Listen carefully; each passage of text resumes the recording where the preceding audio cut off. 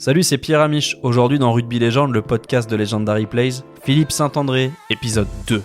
Avec lui, on va revenir sur son passage en équipe de France, de sa nomination à l'élimination en quart de finale face à la Nouvelle-Zélande.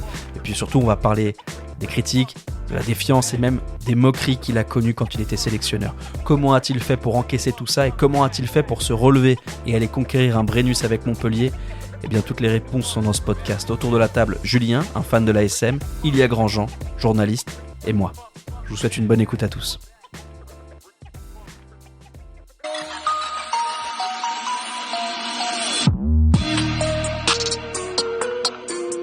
Cette première saison va se conclure de manière un peu cruelle pour toi, parce qu'après une phase régulière maîtrisée le 15 mai 2010, eh ben c'est Clermont qui va renverser ton équipe au terme d'un match qui restera, à mes yeux, peut-être comme l'un des plus grands matchs de tous les temps en top 14.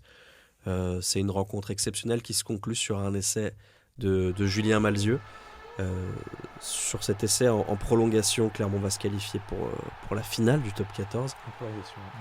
Est-ce que à un moment donné, tu as douté, tu t'es dit que tu étais maudit, que ce Brennus-là, tu n'allais peut-être jamais le toucher? Où ce match il est dur, il est complexe, c'est que Clermont, depuis 6-7 ans, il frise avec le titre. Et nous, le Rugby Club Toulonnais, tu étais une année en D2, après en top 14, en D2, en top... Le RCT revient vraiment en phase finale. Mais sur cette demi-finale, ce qui est incroyable, et Clermont avait perdu souvent des matchs avec des décisions hasardeuses, etc. Là, c'est le début de l'arbitrage vidéo, et leur pilier droit marque un essai, mais il aplatit pas. Et donc, tout de suite, quand Eponi demande l'arbitrage vidéo, notre capitaine demande l'arbitrage vidéo, et l'arbitre regarde l'arbitre de touche, et l'arbitre de touche lui dit non, et donc il accepte l'essai. Mais quand tu vois les images, Il n'y a jamais essai. Il lâche le ballon. Je crois que le mec, c'est Schelezzo, je crois qu'il... Le mec C'est Zirac. Le mec n'aplatit pas. Et puis en plus, votre demi d'ouverture qui souvent en phase finale passait à côté au niveau du pied, il nous passe un drop goal de 55 mètres, le ballon il part. Il retombe, incroyable. Et quand même avec ça, à la fin des 80 minutes, tu es match nul. Et en plus, il y a cet essai. Et sur la dernière action, j'avais plus d'ailier, donc je faisais jouer des centres à l'aile. Et Gabi Lovobalavou, il fait un break, il se fait reprendre à 1 mètre de la ligne. Et donc là, je me dis, putain, j'ai joué à Clermont pendant 9 ans, j'ai perdu des finales. J'ai été leur premier supporter. Et là, je suis entraîneur de Toulon. Et là, la poisse... Tu te dis que c'est peut-être toi là, le chat noir. Tu te dis, purée, c'est pas possible. Mais après, voilà, dans le haut niveau, il faut se relever la tête et puis il faut rien lâcher. Et puis à un moment donné, ça tourne. Sur cet essai, Clermont va se qualifier pour la finale. Et Julien, c'est la fin d'une malédiction. Pour l'histoire, il le restera. Non, mais c'est l'histoire de ces phases finales. On se prend... c'est une histoire de drop, ces phases finales. On se prend un drop phénoménal de François Stein au Michelin en match de barrage, qui met un drop depuis son camp, tout le Michelin qui est comme ça. Il y a le drop de Brock James sur la demi à Saint-Étienne avec tout le reste sur cette demi-finale, effectivement, qui est mythique. Et puis cette finale, effectivement, qu'on avait rêvé, qu'on avait attendu, et effectivement, y a tout dans cette finale, mais effectivement, ce coup de pied de dégagement de Perpignan qui est légèrement contré, le ballon qui sort en touche, Anthony Floch qui attend pas de regarder à qui les arbitres donnent la touche, qui joue la touche pour lui-même, qui claque son drop, effectivement aussi à 40 mètres à peu près en coin avec la diagonale, et ouais, là on se dit à ce moment-là, déjà à la mi-temps, on commence à se dire Perpignan est moins réussi que l'année d'avant. alors peut-être, on a quand même bien attendu que le coup de sifflet soit sifflé à la 80e. Et là, pour la première fois, j'ai repleuré au Stade de France, mais de joie. Pour la première fois, la fin d'une malédiction. Ouais. Je ne vais pas la trop insister, finale. Mais voilà. C'était la 11e. Ça commence à faire un sacré paquet. L'année suivante, Philippe, est un peu plus chaotique qu'une demi-finale de top 14, puisque Toulon va louper la qualification. On va le voir d'ailleurs avec ce play. C'est Montpellier qui va vous priver de ces qualifications. Le MHR qui pour l'occasion, eux, vont accrocher le wagon des 6. Est-ce que ce match-là, c'est déjà une déception énorme pour Toulon, pour Mourad Boudjelal et pour toi? Est-ce qu'à ce moment-là, tu sais que c'est ton dernier match à Toulon ou pas encore? Enfin, Après, ton dernier match avec Toulon. C'est pas mon dernier match parce que je commence la saison d'après. Mon dernier match, on va gagner à Bordeaux au mois de septembre. C'est vrai, octobre. c'est vrai que tu reprends la saison. Je reprends la saison. Alors, est-ce que c'est un échec, cette qualification? Étonnamment, cette saison-là, c'est là où le public du RC Toulon devient amoureux de la Grande Coupe d'Europe parce qu'on gagne le Munster à domicile, on met 40 points au Munster et on fait une demi-finale de Coupe d'Europe en Espagne où on perd contre Perpignan. Et là, il y a un amour viscéral pour la Grande Coupe d'Europe parce que le public découvre ce que c'est que ça s'appelait la H-Cup, la Champions Cup, etc. Donc en Coupe d'Europe, on est très performant. Au niveau du championnat, ça a été beaucoup plus compliqué. Avec Mourad Boudjelal, on fait l'analyse pourquoi. C'est un secret de polichinelle, mais Johnny Wilkinson plus Canteponi, les deux ensemble, ça ne fonctionne pas. Donc ça avait été une erreur de ma part et qu'il faut... que tu essaies de les associer 10-12 et ça marche pas très bien. Et ça fonctionne pas. En plus, souvent, il faut... comment ça s'appelle ?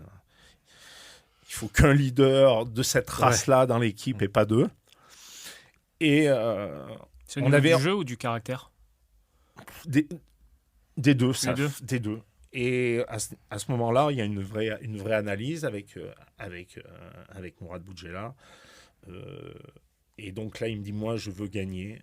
Je veux des titres tout de suite. Et là, je lui dis, c'est simple. Je lui dis, pour gagner des titres, en plus, il n'y avait pas encore donc, l'organisation des GIF qui est exceptionnelle pour le rugby français. Mais quand ton patron te donne un bon de commande, je lui dis, on va essayer d'aller chercher les meilleurs joueurs du monde, mais qui veulent arrêter leur carrière internationale ou qui sont en conflit avec leur fédé, avec leur sélectionneur. Et donc, j'ai eu Andrew Sheridan, moi, à Celle, qui est un mec exceptionnel, mais quand il joue avec l'équipe d'Angleterre, il manque 50% de la saison, mais le jour où il arrête sa carrière internationale, il faut qu'on prenne Andrew Sheridan.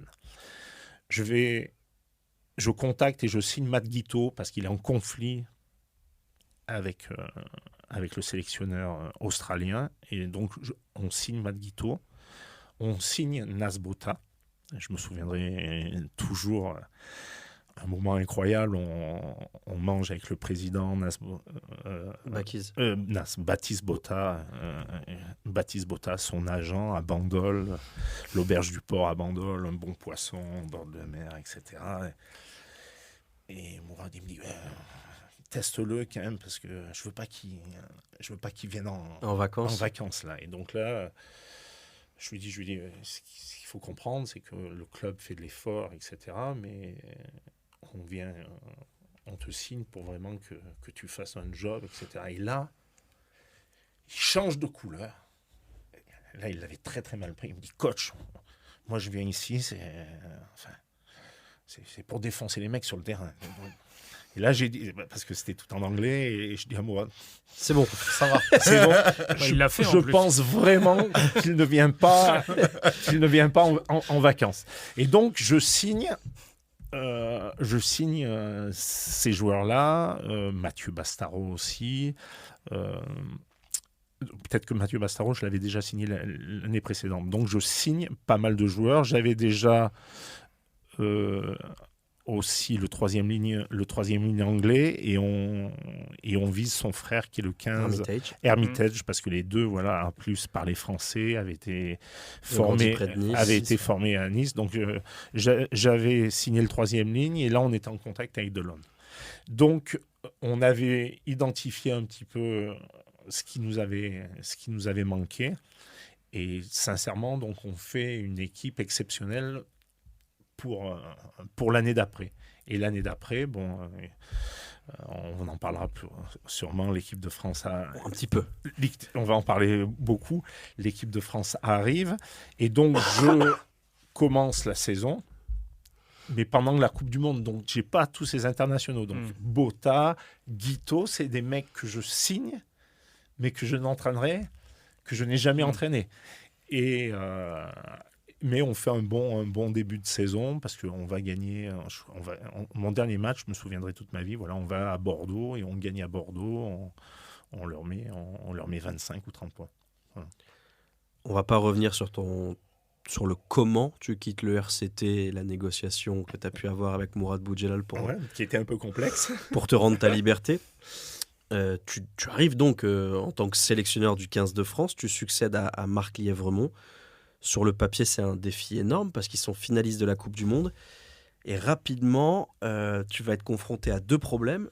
Le premier, c'est qu'il faut remercier les légendes françaises qui viennent de faire une finale.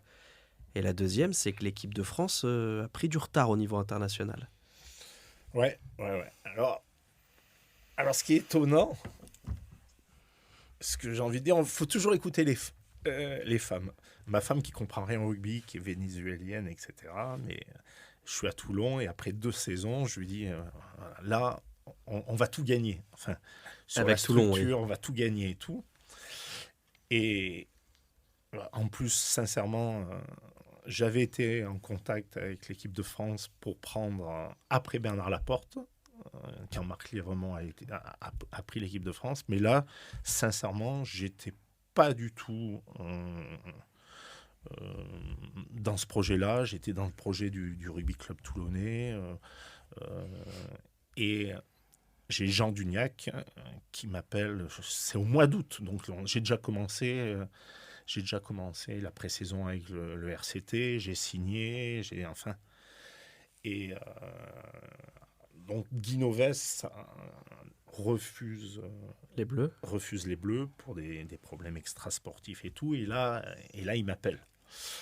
Et donc là, ça revient sur mon histoire de le drapeau, le truc, que le rugby et l'équipe de France m'a tout donné. Et là, je dis à ma femme, je peux pas refuser parce que je suis redevable.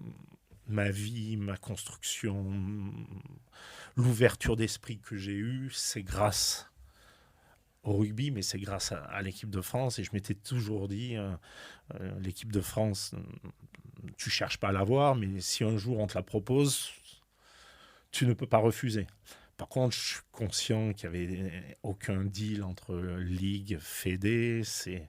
On avait pris du retard. Les joueurs dans les 6 nations rentraient en club faire des doublons. Donc, je me suis dit, oui, je veux bien, mais il faut qu'on se batte pour trouver un deal, pour avoir plus de possibilités, plus de disponibilité, etc. Mais à partir du moment où j'accepte, je prends les rênes de l'équipe de France. Ça a été... Et ta femme te dit quoi à ce moment-là? Elle me dit, tu fais ce que tu veux, mais elle me dit... Philippe, n'y va pas. Elle me dit, n'y va pas. Tu me dis que tu vas gagner tout à Toulon et tu sais que tu vas aller dans un truc qui est très complexe. Je dis, oui, mais... je ne peux pas refuser l'équipe de France. Et ça a été... Alors après, j'ai vécu des moments de qualité aussi. On a eu des bons moments comme le début de mon mandat où on gagne les 3 tests au mois de novembre et on finit à ce moment-là 4e nation mondiale et c'est au moment du tirage au sort pour la Coupe du Monde. Mais après, ça a été très compliqué. Puis après, je l'assume, j'ai pas été bon. J'ai pas été bon en tant que sélectionneur aussi. Donc, il faut aussi prendre la responsabilité. Il y a des choses qui auraient dû t'alerter quand même, Philippe. Par exemple, je reprends un cas très précis d'un dysfonctionnement total de la relation entre les clubs et la sélection. Ça concerne ce joueur, c'est Yoann Maestri. Est-ce que tu te rappelles que Yoann Maestri, à un moment, pour ne pas le dire, il est à Toulouse, tu lui donnes un programme, c'est un des meilleurs 2e lignes du monde, et tu lui donnes un programme pour faire de lui peut-être top 3 mondial. Et il se passe un truc de fou, il y a Ruslan Boukirou qui se pète en prépa, et finalement il doit jouer contre Albi un match de préparation, et sa prépa spécifique, celle qui va l'amener vers les sommets, saute. Ouais. Ça aurait dû t'alerter quand même sur le fait que ça marcherait pas. Ce qui m'a alerté, bon, c'est que j'avais une vision très anglo-saxonne parce que j'avais vu comment ils avaient été champions du monde. Il y avait un groupe resserré qui ne jouait pas 15 jours avant un grand match international. Le 6 Nations, il y avait un bloc, etc. Ce qu'on a mis en place depuis quelques années pour Fabien Galtier, ça fonctionne très très bien. Mais quand je prends, comme tu dis, pour moi, j'essaye de quand même garder les joueurs finalistes. Sûrement que j'ai dû faire une erreur là-dessus. Mais je mets quand même dans mon équipe 2 joueurs titulaires qui sont Maestri et Wesley Fofana. Et sur ce premier tournoi, les 2 sont exceptionnels. Wesley Fofana marque un essai à chaque match. Et Maestri, il a des stats sur le déplacement, les rucks, les trucs, enfin c'est... Et là, je me souviens bien, il y a Patrice Lagisquier, mon adjoint, Yannick Bru, et avec Yannick, je pense qu'il a vraiment le profil pour être un des meilleurs secondes lignes au monde. Par contre, on avait analysé qu'il allait au sol très très rapidement. Donc à la fin de la première saison, on lui dit voilà, tu essayes de négocier avec le Stade Toulousain, d'avoir 3 semaines de vacances et 4 semaines de développement. Et il faut vraiment qu'on lui avait donné un programme sur la muscu, sur la muscu du bas du corps et tout, et sur Wesley Fofana, exactement ça. Et le seul problème, c'est qu'il n'y avait aucun accord entre Fédé et Ligue. Clubs, ouais. Et c'était la période où les clubs vendaient les matchs amicaux aux télé dès fin juillet. Mais quand ils vendaient les matchs amicaux, ils vendaient la garantie avec des internationaux. Donc le mec, il finissait la tournée le 8-10 juillet. On était ou en Argentine, ou en Australie, ou en Nouvelle-Zélande. Et 15 jours après, il jouait le premier match amical. Et à la fin des 2 ans, on avait fait une étude. Wesley Fofana et Maestri, je crois qu'ils avaient fait plus de 70 matchs en 2 ans.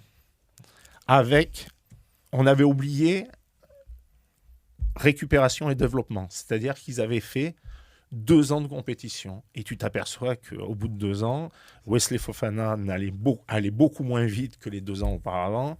Et que Maestri, une cheville, le tendon rotulien, l'épaule, etc. Et c'est là où, au bout de 2 ans, je me suis battu pour qu'il y ait une convention. Et là, la convention n'a pas eu lieu. Alors, normalement, en club, ça avait tout le temps en club, quand ça s'était mal passé, j'avais les coronesses de partir.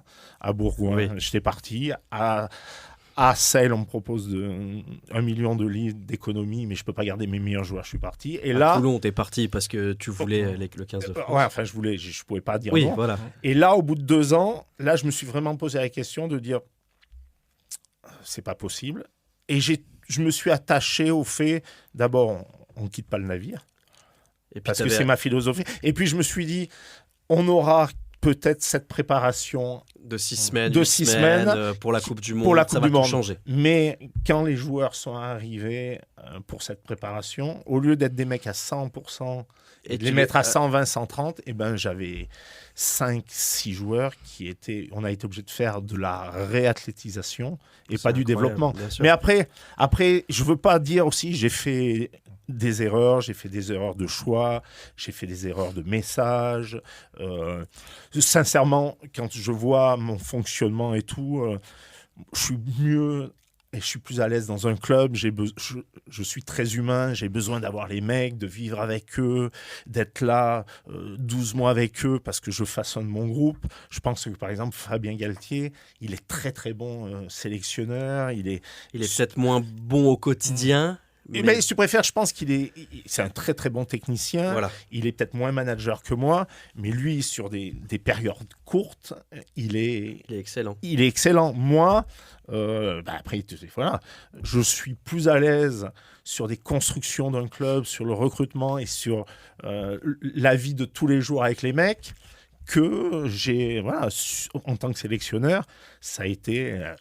Et puis ça a été dur parce que quand tu dois expliquer beaucoup de défaites, c'est pas simple, et quand tu es sélectionneur, tu es la tête de gondole. Donc à un moment donné, quand ça marche pas, c'est normal qu'on te tire dessus. Mais toi, Pierrot, tu m'as tiré dessus aussi. C'est vrai. Mais c'est pas pour ça que je t'en veux. À un moment donné, mais parce que à un moment donné, la vie est faite comme ça. Et quand j'ai accepté le rôle, tu l'acceptes avec les bonnes choses et les mauvaises. Et à partir du moment où ça se passe mal, j'ai accepté le rôle. Et sincèrement, j'ai quand même vécu des bons moments. Ça a été dur, mais c'est beaucoup plus dur pour ta famille, pour ton environnement, pour tes amis proches, par exemple, qui me faisaient passer pour quelqu'un qui pleurait, pour quelqu'un qui était triste et tout, alors que je suis, et tu m'as connu après, bien sûr, que je suis l'opposé de ça. Bien sûr, c'est là-dessus que je voulais aller avec toi, Ilia, parce que tu es journaliste, tu as couvert des conférences de presse de Philippe, notamment. Philippe avait une image déplorable. Vraiment, triste, à cette époque-là. De triste, ouais. C'était ça et qui parfois était peut-être dépassé par... Enfin, je sais pas si tu es le mieux placé maintenant pour répondre, mais peut-être dépassé par ce qu'est le 15 de France à ce moment-là, la pression médiatique, les conférences de presse.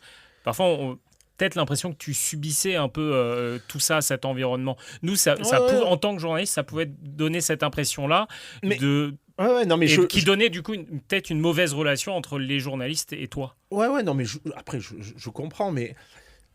Et c'est...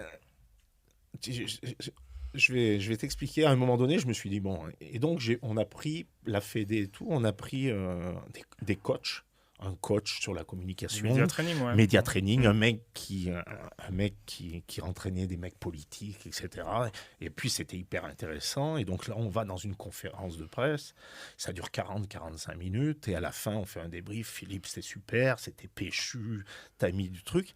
Mais dans les 45 minutes, une fois, j'ai dit, et j'ai fait une petite grimace, et le retour médiatique dans tous les journaux, dans tous les trucs et tout, était sur ce passage-là, sur ces 5 secondes. C'est-à-dire que tu essayes de faire des médias training, tu essayes d'être meilleur, le mec te dit purée, c'est bon et tout. Et le retour, bon après, c'est la vie, c'est là où tu t'aperçois à un moment donné. C'est comme en tant que joueur, le premier match il est important, hein. Tu prends un ballon sur la tête, tu loupes un plaquage et tu fais un en avant dans l'embut, le public va pas être derrière toi. Tu marques 3 essais, les mecs ils vont à Gloucester, j'ai marqué 2 essais mon premier match, ils ont chanté la Marseillaise pendant 2 ans. Et donc les premiers rendez-vous avec l'équipe de France sont importants.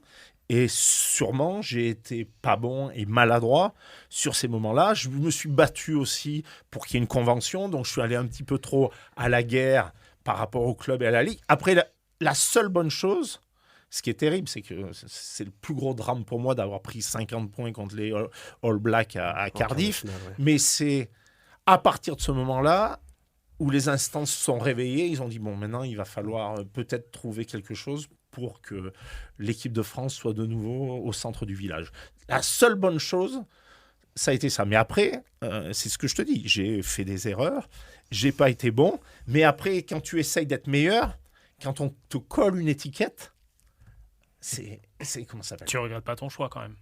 Ah mais non, mais après moi, tout le temps dans ma vie, j'ai fait des choses et je les assume à 200%.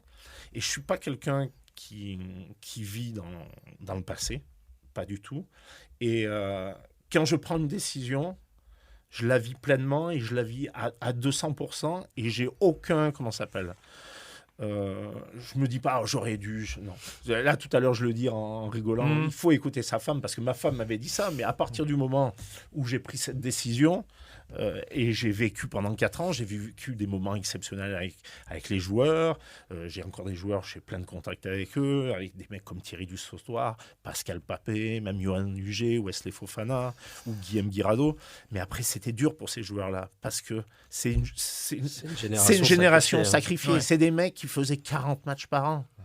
On avait oublié que dans le très haut niveau, tu as 3. Tu as la récupération, le développement et la compétition.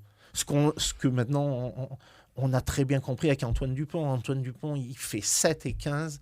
Il a été exceptionnel, mais il a eu des temps de récupération, des temps de vacances. Par contre, c'est le meilleur joueur en finale du top 14, c'est le meilleur joueur de la Coupe d'Europe, c'est le Rocky de la Coupe du Monde de rugby à 7. Et pour les Jeux Olympiques, il rentre à la mi-temps en finale et il marque 2 essais, il fait marquer. Mais on a au moins compris que le haut niveau, il fallait régler ça. Moi, 2 fois dans le 6 Nations, on gagne les 2 premiers matchs. Je demande juste une chose, c'est que à la 3e journée, qui était un match de top 14, je garde mes 15 titulaires. Les 15 titulaires, ils ont tous joué en club.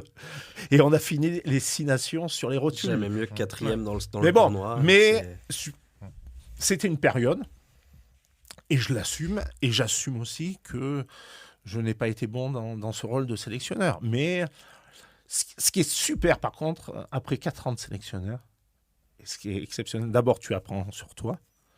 Et après 4 ans, tu sais avec qui tu partiras en vacances et avec qui tu ne partiras jamais en vacances. C'est pour ça quand tu dis... Pierre, du coup. Ouais. Non, mais parce que Philippe, tu as entièrement raison sur le fait que, comme beaucoup, j'ai été critique vis-à-vis de ton bilan. Mais c'est normal. Mais je n'ai jamais attaqué l'homme, ce qui n'a pas été toujours le cas de certains de mes confrères qui s'en sont pris pour l'occasion à ce que tu étais et pas à ce que tu faisais. Oui, et ça change tout. Voilà. Puis avec Philippe, je ne sais pas si on partira en vacances, mais on a déjà partagé quelques soirées. Voilà. Et on s'entend plutôt bien, ça va. On est à peu près raccord sur la manière dont on conçoit la vie. Non, mais après, ce qui est bien, c'est qu'il était critique, mais c'est pour ça. Après, j'ai jamais été... comment ça s'appelle ? Rancunier. Vous faites votre métier à partir du moment où ça joue mal, où ça gagne. C'est normal que... Mais comme des entraîneurs, il y en a qui le font bien et d'autres non bien. C'est la même chose. C'est tout à fait normal. Et c'est marrant parce que quand on s'est connus, je pense que tu ne me voyais pas... Tu voyais un homme différent. Totalement. Non, mais vraiment, ça c'est quelque chose que je dois dire. Mais c'est ce qui est intéressant dans la vie. T'as renvoyé, et c'est assez drôle parce que t'as renvoyé l'image de quelqu'un de triste. Même ta famille le disait, qui te reconnaissait pas en conférence de presse. T'avais la mine grise. Vraiment, tu dégageais quelque chose de triste, de pas épanoui. Et la première fois qu'on s'est rencontrés, on a commenté un match de rugby anglais ensemble. Et je me suis dit, oh là, ça va être un peu long. Je m'attendais. Je vais me faire chier. Mais je savais pas du tout à quoi m'attendre. Et puis, capitaine, sélectionneur du 15 de France, j'étais un peu impressionné quand même. Tu vois, moi, j'étais un petit journaliste de merde. Je disais, oh là, c'est cool. Et en fait, j'ai découvert quelqu'un d'ouvert, de drôle, d'hyper humain, de pas du tout enfermé dans les datas, les trucs. Voilà, juste quelqu'un qui a envie de partager des moments. Et je me suis régalé pendant les 5 ans ou 4 ans ou 5 ans qu'on a partagé ensemble à RMC et à SFR Sport, puis RMC Sport, puis BFM, enfin tout ça. Mais j'ai découvert quelqu'un, et plus encore en dehors des studios, où là, voilà, quand on arrive chez toi et que tu nous invites pour passer une soirée, c'est quelqu'un d'extrêmement généreux dans le partage. Et pas simplement dans les vivres, hein. C'est pas parce qu'on mange comme des porcs, hein. C'est vraiment parce qu'on va vivre un moment ensemble et c'est quelque chose que j'apprécie beaucoup, Philippe. Mais c'est important, tu le sais. Ouais, bien sûr. C'est la fin de l'émission. Voilà, merci. Non, mais voilà, tu l'as évoqué, Julien, tu l'as vécu aussi, ce traumatisme du quart de finale de Coupe du Monde où on peut dire que le terme branlé est parfaitement adapté. Hein. Une branlée historique. 62-13 avec Serge Blanco qui avait dit avant le match on va gagner parce qu'on est français. Apparemment le plan n'était pas partagé par les Néo-Zélandais. Oui, apparemment les All Blacks n'étaient pas trop d'accord avec cette analyse-là. Savea, non, je crois qu'il n'était pas trop d'accord. On va pas revenir sur l'épisode Serge Blanco qui avait été mis à tes côtés comme paratonnerre et qui s'est retrouvé du côté de ceux qui te tapaient sur la tête. Il y a quand même cette épopée du 15 de France pendant 4 ans qui est très difficile. Quelle image tu gardes de Philippe le sélectionneur ? Alors c'est vrai que c'est compliqué parce qu'il y avait cette image qui était véhiculée dans les médias et c'est vrai qu'on vu de l'extérieur c'est vrai qu'on avait l'impression de voir quelqu'un de triste qui subissait un peu dans un contexte qui était aussi pas simple parce que certes 2011 on va en finale. Et donc il y a l'héritage de cette finale, mais il faut se souvenir comment on y va en finale. C'est-à-dire qu'on fait les matchs de poule avaient été compliqués. J'étais dans les tribunes pour France-Tonga à Wellington. J'étais dans les tribunes pour France-Tonga à Wellington, donc avec Arizona Tobalolo qui branche la mêlée française, image incroyable. Et j'étais avec le groupe de supporters à l'hôtel des joueurs le lendemain, qui sortent tous la tête basse sans dire bonjour à personne, parce qu'ils partaient chez l'ambassadeur, etc. Certes, c'est sans doute la finale qu'on ne doit pas perdre, mais alors tout le reste de la Coupe du Monde avant est pas loin d'être cataclysmique. Et donc, c'est quand même un contexte, je pense, très particulier où on se dit on aurait dû être champion du monde, mais on n'aurait pas dû sortir des poules. Ouais. Première équipe à être en finale en ayant perdu. Ouais. Ça n'était jamais arrivé avant l'équipe de France. Et derrière, effectivement, 2 matchs en poule. Ouais, 2 matchs en poule. Il y a ces nouveaux joueurs qui arrivent. Alors oui, clairement, on le badait tous. Wesley, il traversait le terrain, etc. Mais effectivement, je pense que même nous, supporters, à l'époque, on ne se rendait pas compte que les mecs jouaient trop, effectivement. Et puis on avait des attentes très élevées parce que c'était l'équipe de France. On avait des attentes super élevées, c'était l'équipe de France. Il y avait des top players qui sortaient dans quelques clubs. On se rendait pas compte, nous, que finalement, c'était pas normal de voir les mecs toutes les semaines, que ça soit en bleu ou avec les couleurs du club qu'on supporte tous les week-ends sur le terrain. Et on arrive, et moi je garde une image alors qui n'est pas forcément le quart de finale, parce que, le quart de finale, c'est voilà. Mais j'étais dans les tribunes pour France-Irlande, en poule. Ah oui. Et j'étais au 2e rang. Dernier match de Paul O'Connell qui se flingue l'épaule et qui finit sa carrière sur le terrain. Mais ce match a été une boucherie pour les deux équipes. Et ça a été une boucherie. Et on était là, j'étais au 2e rang avec ma compagne. Ça tapait tellement fort, on entendait les chocs et on se dit mais non, c'est pas normal, quoi. C'est une boucherie. Et ce match, on s'est entretués parce que nous, on a eu des PT, eux, ils ont eu 3 PT. Et ça a été très difficile. Mais pour revenir sur ce que tu dis, et je le comprends tout à fait que le grand public ne pouvait pas comprendre, parce que les clubs français étaient dominants. Donc les gens ne comprenaient pas. La finale de la Coupe d'Europe, et ça, je vais te donner... C'est un souvenir qui est dur pour toi. Finale de la Coupe d'Europe, Clermont-Toulon. Clermont qui doit gagner. À un moment donné, ils jouent alors qu'ils doivent taper. Et Toulon est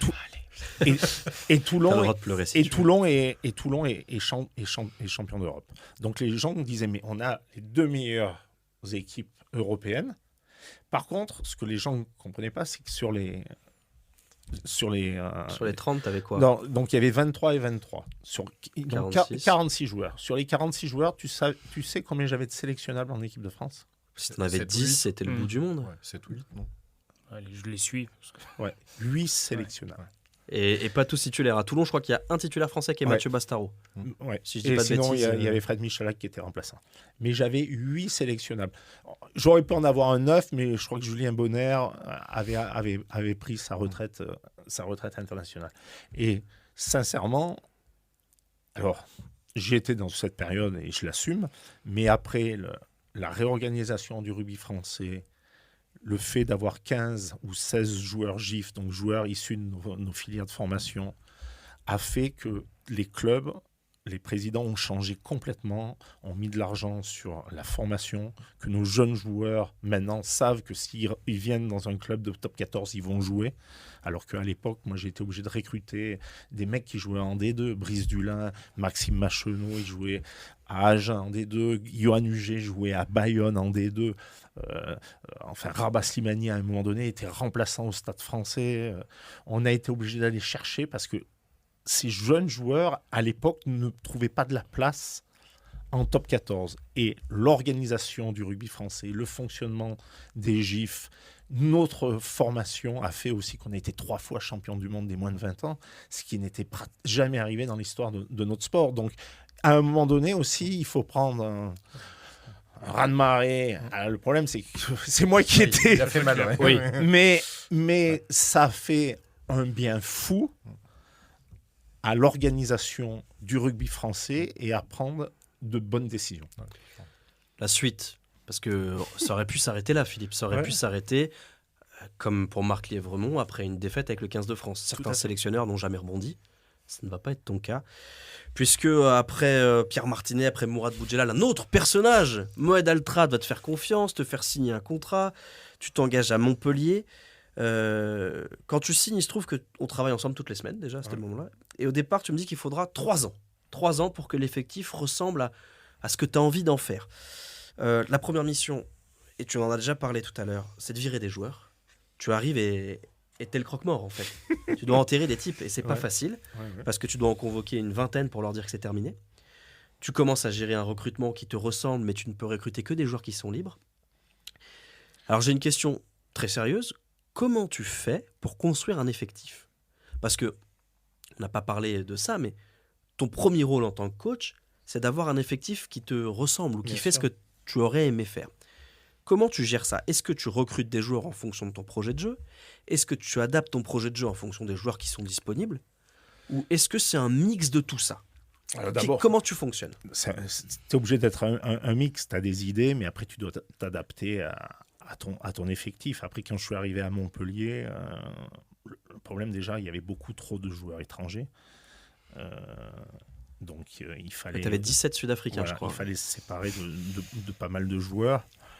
Tu avais une problématique de GIF, de joueurs français. Et donc, qu'est-ce que j'ai fait ? En plus, il y a des problèmes de salary cap, donc il fallait respecter. Donc, je suis allé chercher des gros potentiels en D2. Des joueurs qu'on ne connaissait pas trop, mais par exemple, Alexandre Béconnier, qui était à Mont-de-Marsan, Enzo Forletta à Perpignan, Capelli, qui était à Grenoble. Donc, je suis allé chercher des joueurs français. Alors, la première chose, tu vois, là, je suis là, mais je travaille pour la saison prochaine. Ouais. D'abord, j'aime rencontrer le joueur. J'aime rencontrer l'homme. Moi, l'homme m'intéresse beaucoup plus. Alors, bien sûr, si c'est une pompe à roulettes, je ne vais pas le prendre. Mais, t'es super sympa, par contre, t'es nul, alors je te prends. Mais moi, ça m'est arrivé de vouloir à tout prix un joueur. Et quand tu le rencontres, et après un entretien, je me suis dit non, ça ne marche pas. Donc, beaucoup de rendez-vous. Je vais voir les personnes, parce que moi, c'est important. Après, il faut leur montrer le projet, qui est un projet sportif, mais un projet de famille, des fois. Et puis après, tu le sais, je connais très bien le rugby anglais, je connais très bien le rugby mondial, je vois beaucoup de matchs. Et donc, j'ai aussi, tout de suite, je suis allé chercher Zach Mercer, parce que c'était un joueur que je suivais depuis 6-7 ans. Et souviens-toi, on avait commenté des matchs de Zach Mercer, et je t'avais dit, s'il y a 2 joueurs que j'aimerais avoir, c'est Zach Mercer et Sam Simmons, les 2 troisième lignes. Je suis allé chercher Titi Lamositele parce qu'il fallait un pilier droit qui était capable de jouer à gauche. Donc mon fonctionnement a été, le recrutement, d'abord, il faut garder tes meilleurs joueurs et surtout tes jeunes joueurs français. Ça, c'est le primordial.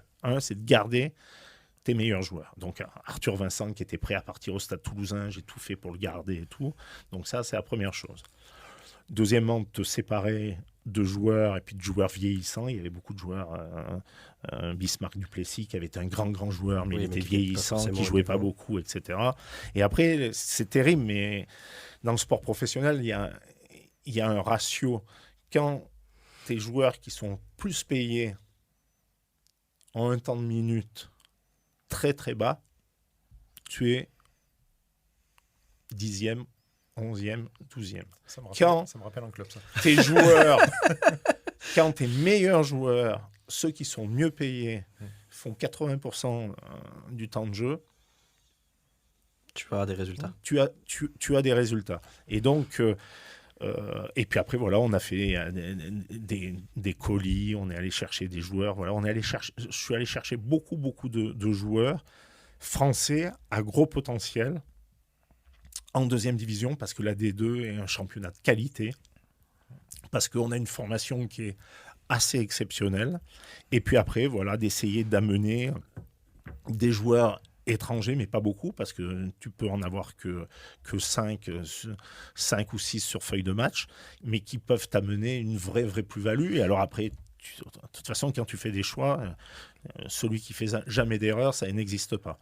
Mais il faut faire des choix forts, et il faut aussi, par rapport à un équilibre dans ton équipe, entre des puissants, des rapides, des créateurs, des numéros 1, des numéros 2, des mecs qui acceptent de jouer que pendant les doublons quand les internationaux sont pas là. Donc ça se construit, il y a beaucoup de réflexion, il y a aussi beaucoup de communication avec tes adjoints. Moi, c'est avec Jean-Baptiste Elissade, Olivier Azam, quel potentiel tu aimerais, etc. Mais t'arrives avec un plan, t'arrives en disant je veux jouer comme ça, ou est-ce que tu regardes l'effectif et tu te dis ok, avec ce que j'ai, la meilleure manière de gagner c'est comme ça. Dans quel ordre tu fais comment au départ, quand je suis arrivé à Montpellier, t'as fait avec ce que t'avais. J'ai fait donc avec ce que t'avais, avec voilà, les joueurs qui étaient donc présents. on a fait un système de jeu par rapport pour être le plus performant possible. Bon, en plus, on était avant-dernier, on était en difficulté. Ouais. Et puis en plus, je reprends, pendant 5 matchs d'affilée, on perd 1 point, 2 points. Ça a été dur. Hein. Pendant 5 matchs, je reprends l'équipe. On perd à Lyon 2 points. On va à Brive. On mène de 17 points à la mi-temps. On perd d'1 point à la sonnerie. On perd le 5e match contre le Racing à la 78e minute. Putain, là, tu te dis, tu sais plus faire. Tu as plus le... Et puis tout d'un coup, les joueurs croyaient au système, adhéraient au système. Tout le monde, ce qui est important, c'est que les mecs soient à 100% dans le projet. Et donc pour ça, le management, qui était un management qui a une dizaine d'années, quinzaine d'années, très vertical, maintenant c'est un management participatif. Il faut que les joueurs soient au centre du projet.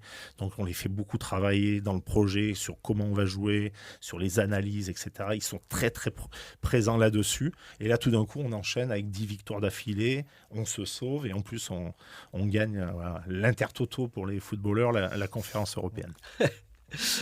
C'est pas très poli parce que franchement c'est une belle compétition. Je me rappelle d'avoir eu Jean-Baptiste Elissalde quelques jours avant la finale au téléphone, qui avait très peur d'être champion d'Europe mais d'être en Pro D2 l'année d'après, parce qu'il y avait vraiment ce risque-là, qui était assez présent, prégnant.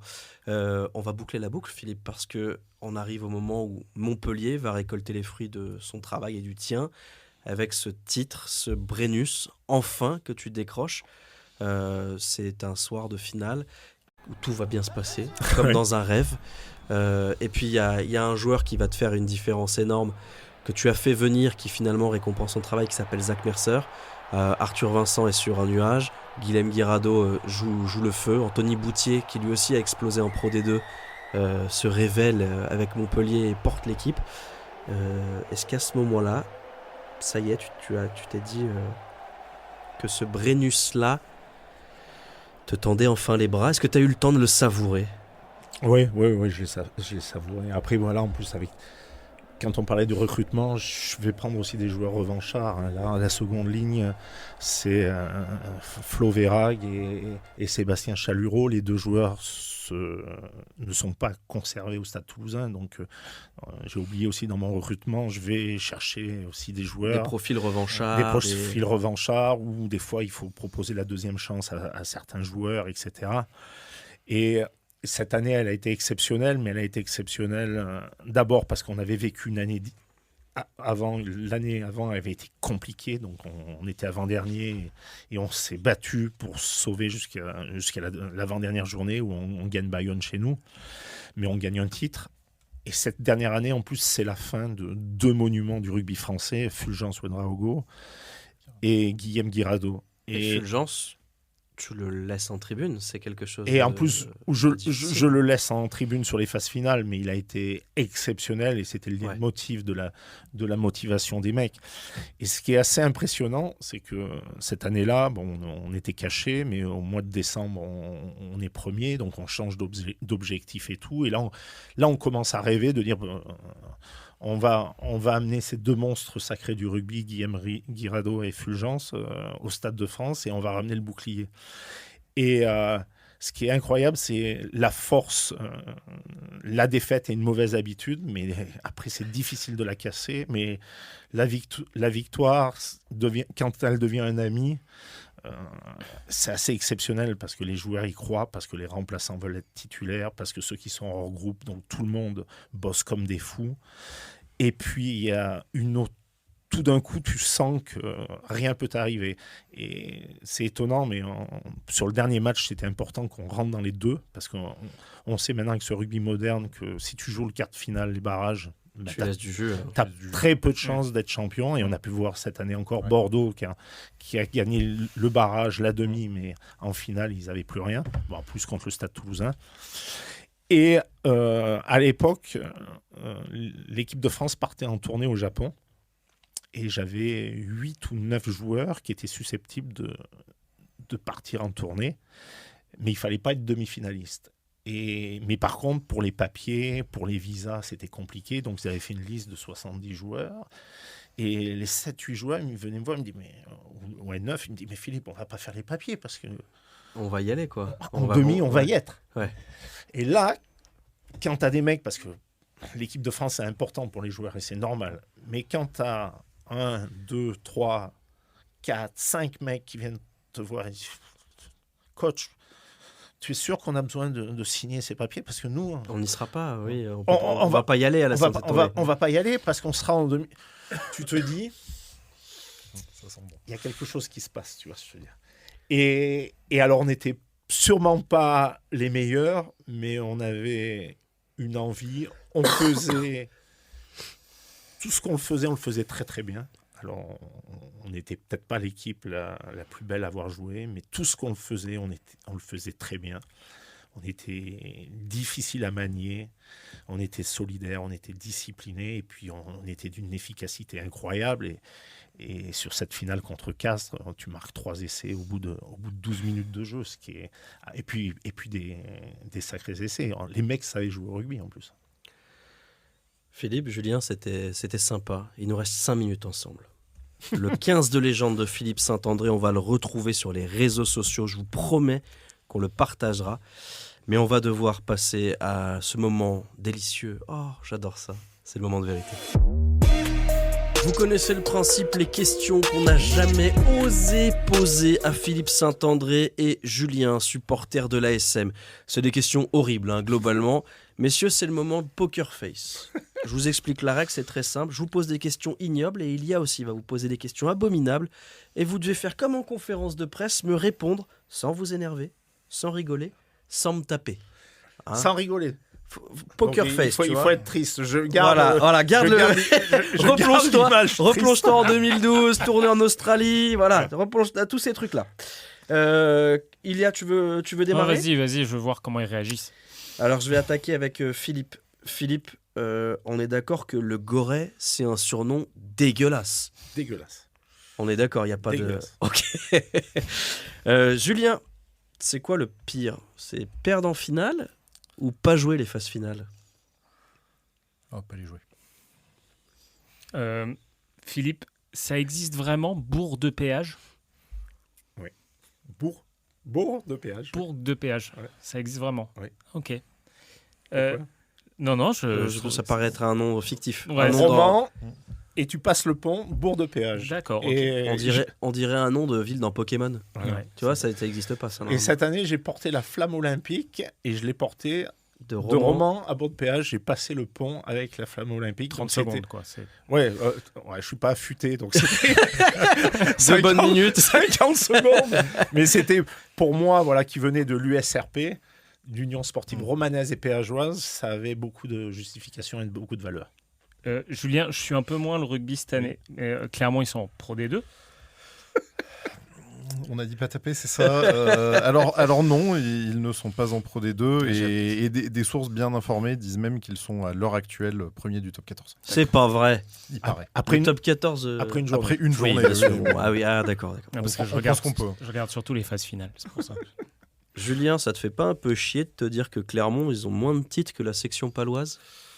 Donc très bonne question, merci Pierre, qui n'est pas là du tout pour foutre le bazar à la maison. Je te Non, remercie. on embrasse Caro. Oui, on embrasse Caro et je vais te répondre qu'on a effectivement à Clermont moins de titres, mais que comme le dirait un ami Rochelet, on a plus de boucliers de Brennus, puisque l'un des titres palois est un espèce de coq d'or obtenu pendant la Deuxième Guerre mondiale, à l'époque où le Brennus n'était pas distribué.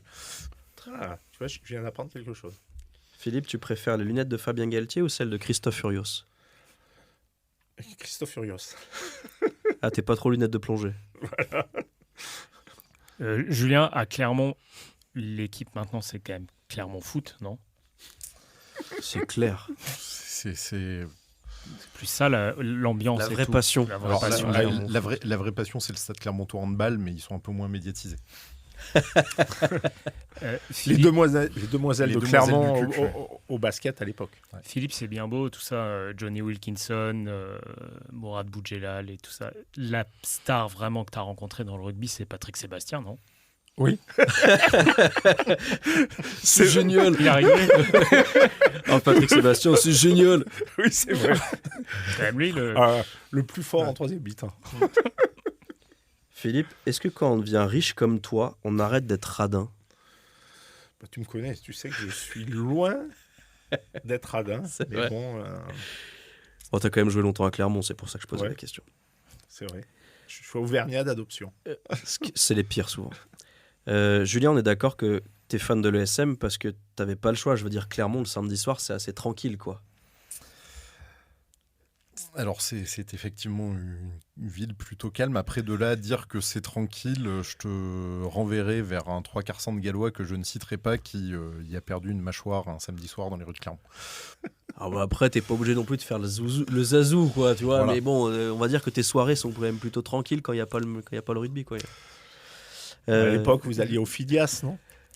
Non, tu n'as pas connu. Au Goretzmann. Le Gormans, je ne sais pas s'il a connu. Mais... Si, mais j'ai connu le Gormans et j'ai moins connu Boudu en patin roulette. Ah voilà, d'accord. Julien, j'ai entendu une légende d'une forteresse imprenable, un stade où on perd jamais à domicile. C'est vrai ça, à Clermont? C'est autant jadis. Ce fut le cas autant jadis. Il y a une histoire qui parle d'un chiffre de 77 de mémoire, match consécutif, mais ça commence à dater un peu. Et Philippe, le pack à 16 pattes, c'est ça? et Philippe, le grand chelem finalement de 2022, c'est un peu grâce à toi, non? C'est clair, c'est ta victoire, en fait. C'est toi, non, qui... Non, pas du tout. Moi, il me reste deux questions Moi, j'ai pour fini. Philippe. Ouais, moi, il me reste deux questions pour Allez. Philippe, deux questions pour et une question pour Julien. Philippe, est-ce que comme Fabien Galtier, tu t'es déjà dit que tu allais faire la une de Paris Match à poil? Non. Alors, non, pas je- rigoler, il a perdu, hein, vraiment. Pas assez affûté. Ils ont essayé, mais Ouais. ça rendait rien sur la photo. Julien, Clermont, moi, ce que ça m'inspire, et tu vas me dire ce que t'en penses, c'est que c'est un peu comme Sheriff Aluna. Tu vois, c'était à la mode en 2009, mais depuis, c'est quand même un peu ringard, non? On attire un peu moins la lumière, oui, effectivement. Il tient son verre de plus en plus... Ouais, de plus en plus c'est- serré, ouais. Bon, de toute Vas-y, façon, pas- c'était pas- la pas de dernière, violence, Julien. mais je tiens le verre. C'était la dernière. Philippe, pour la dernière. Est-ce que des fois, quand tu te couches le soir, t'as peur que Bernard Laporte débarque chez toi, fracasse la porte, te foute dehors, s'installe dans ta piole et fasse croire à tout le monde que c'est chez lui ou non? Jamais. Moi, j'aurais peur à ta place si t'as déjà fait 2 fois. Bon, allez, on arrête les bêtises, on passe à la séquence que tout le monde nous jalouse, le quiz de la mort. Messieurs, la question est la suivante. Qui connaît le mieux la vie de Philippe Saint-André? Philippe Saint-André ou Julien, le fan de l'ASM? Pour ça, c'est très simple, on a plusieurs jeux. Le premier, c'est le qui a marqué. Très simple. Philippe a gagné le Brennus avec Montpellier en 2022. Mais qui est le meilleur réalisateur de la saison 2021-2022? Vous avez le droit de répondre quand vous voulez et je vous dis oui ou non. Le meilleur réalisateur. Réalisateur de la saison 2021-2022. Ramos. Non, Meilleur réalisateur. c'était pas proposer les noms, hein, c'est le jeu. Dumora. Il était pas chez toi, Philippe, mais bon, t'as dû le jouer 2 fois normalement, Oui, par la force des choses. J'ai pas le droit de jouer.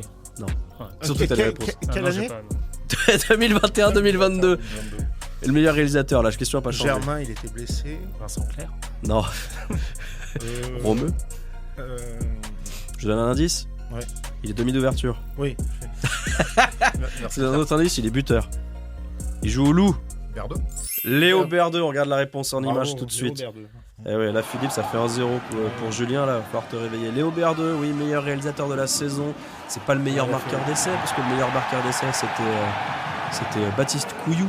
Mais voilà, Léo Berdeux, énorme saison, qui a connu les premières convocations en équipe de France avant de se blesser gravement et qui est revenu au top niveau.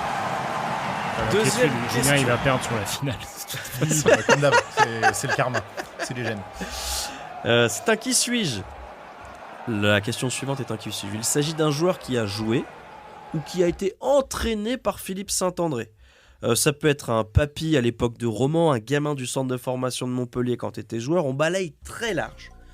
Je vous fais son CV. Je cache ça pour pas qu'il y ait la réponse. Je suis né un 20 janvier à Paris. Drôle de parcours, je débute comme beaucoup de gamins dans le foot, mais rapidement je bascule vers le rugby. J'arrive dans ce qui sera mon seul et unique Fofana. club.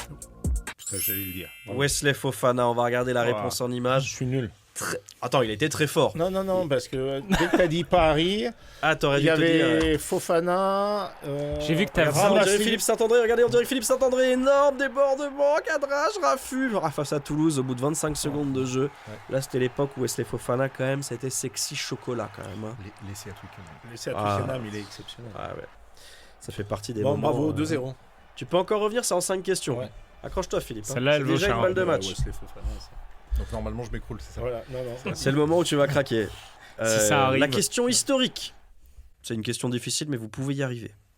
En jours, donnez-moi la durée du record d'invincibilité de l'ASM à domicile à 31 jours près. 2 ans. Ah, mais c'est en jours, Ah. je te dis. 720 jours. Non, 500. c'est plus, 900. c'est plus, 1200. c'est plus, 1500. Bon, c'est 1400 et quelques. c'est plus, 1800. c'est moins. 1600. Oui, 1631, il t'a roulé dessus. Là, tu t'es crispé. Voilà. Là. Non, mais Là, voilà, on aurait dit le juste Ah, il est prix. gentil, c'est- il me laisse marquer un point. Non, c'est on arrive au non, mais Il j'avais va le nombre de matchs. s'effondrer. J'avais le nombre de matchs, mais ouais, le nombre de jours, non. C'est voilà. Le flashback désormais, vous fermez les yeux, on va se plonger dans le passé, un passé récent mais le passé quand même. Je vais vous donner une date et vous allez me dire ce qui s'est passé ce jour-là. C'est très précis. Que s'est-il passé le 10 mai 2019 La branlée historique. Non. Attends, 10 mai 2019. 10 mai 2019. Montpellier, champion d'Europe. Non. Non, c'est l'ASM gagne le challenge. 2019. C'est la gagne le victoire de challenge. l'ASM. C'est le dernier titre de Clermont 2019. On fait le dernier pour le plaisir quand Allez, même. Dernier pour le plaisir. Allez, regardez la photo quand même. Oh là là. Il est dégueulasse ce maillot par contre. Hein. Oui. Non, Oui. Non, c'est moi qui... Non, mais oui, mais Il est affreux, ce maillot. je reconnais les mecs hein, quand même. Mais... 2019. Ouais, ça remonte, hein, tu te rends compte, pour un club comme Clermont. Non, j'arrête. Le Non, mec, mais- il veut vraiment se faire mais- des ennemis mais par partout. contre, soyons honnêtes, on a quand même perdu la finale du championnat cette année-là. Oui.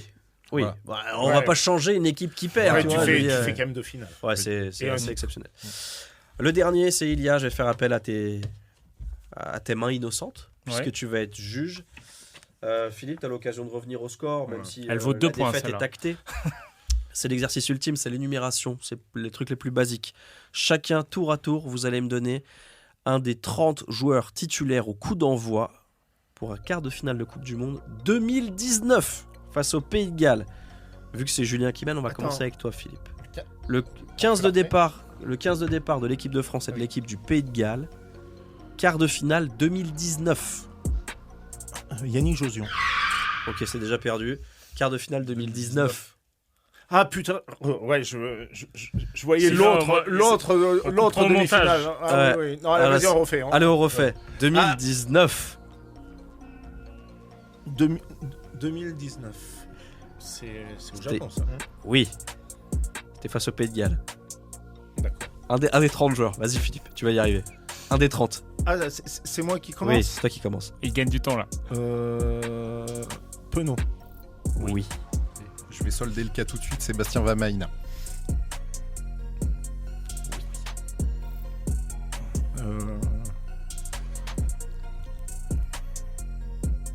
Yoann Hugier. Oui. Dupont. Camille Lopez. Non, malheureusement, Il Philippe. passe, le drop, Ah. il passe un drop. Si, il rentre. Ah, mais Ouais. il est pas titulaire. Ah, J'ai dit, titulaire, Ah, oui. des Ah, bah, titulaires. Mais non, tu me dis, il faut citer. Quel Ah mauvaise oui. foi. Non, non, Un des t'es- 30 oui. joueurs Un des 30 titulaires. joueurs. Tu m'as Alors, pas dit titulaire. J'avoue, je l'aurais cité dans la foulée. J'aurais dit Lopez. Ramos, sinon, je- Ramos. Non, Non. c'était Non, Ntamak. il avait Et été Ntamak, renvoyé Médard à en- l'arrière. C'est Médard à C'est l'arrière. Maxime Ouais. Médard. Ouais. T'aurais pu donner le capitaine, je pense. Philippe. Des Bleus. Messieurs, on Oui, va se quitter sur cette. Guillaume Guirado. Ouais, oui. Ouais, Guirado, t'en as quelques-uns. Non, quand mais il y même. en a. Oui, mais T'en avais parce 15. que je me souviens du drop goal De Camille. De Camille, mais il était Ouais. remplaçant. Ouais. Bravo. Messieurs, merci beaucoup d'avoir participé à cette émission, à ce rugby légende qui se termine avec un monument du rugby français. Merci Philippe C'était de un nous plaisir. avoir consacré autant de temps. Julien, est-ce que tu as passé un bon moment avec Un nous? super moment, merci pour l'invitation, c'était un super moment avec vous trois. Je suis ravi de tout ça. Il y a un grand merci Avec d'avoir partagé aussi cette émission avec nous, en sachant que tu es victime d'un lumbago terrible qui fait de J'ai pas toi bougé une sorte depuis, d'handicapé. Oui. Tu le trouvais un peu je t'ai vu, immobile? non, quand je t'ai serré la main, Ouais, Reg. j'étais comme ça il y a 15 jours. Ah, c'est... Ça se trouve, Là, c'est il ça. faut, Tu là, vois, il la faut, table, là, c'est mon dos. là, il C'est faut, un peu, là, il faut voir un vrai ostéopathe. J'ai rendez-vous à 15h, là. Ouais, parce Voilà. que là, tu es... Ouais, il est pas bien. Tu pourrais pas faire une mêlée contre nous. Là. Non, Non, là, je peux même pas me en baisser, temps, déjà. même en donc temps c'est- normal, je suis pas sûr que ce soit vraiment le genre à faire des mêlées, quoi. Voilà. Enfin, c'est- Ouais, tu m'as c'est- traité de de gros au début, là. Non, j'ai été tout à l'honneur, c'est pas traité de gros. Ça me donne l'occasion de remercier Andrea Gelé, Loïc Genard à la préparation de cette émission, Julien Nice à la réalisation. Merci à toi, Philippe, évidemment, et nous on se retrouve très vite sur legendaryplace.com. Tous les lundis des quiz, tous les jeudis des quiz, on vous fait gagner des cadeaux, des vidéos, des reportages exceptionnels. Et tout ça, c'est pour vous. Rendez-vous sur legendaryplace.com. Et puis moi, je vous dis à très vite pour un nouvel épisode de Rugby Légende. Voilà, c'était Philippe Saint-André, épisode 2 dans Rugby Légende, le podcast de Legendary Plays. J'espère que cet épisode vous a plu et que, comme moi, vous avez découvert un mec génial et un gars profondément humain. Philippe Saint-André, ça n'est pas qu'un technicien, c'est avant tout un meneur d'hommes. J'espère que cet épisode vous a plu, que vous allez pouvoir le partager, le diffuser largement autour de vous. Et si vous ne voulez rien louper des prochains podcasts, que ce soit Rugby Légende ou Rugby Brut, eh ben abonnez-vous et vous serez certain de ne pas passer à côté.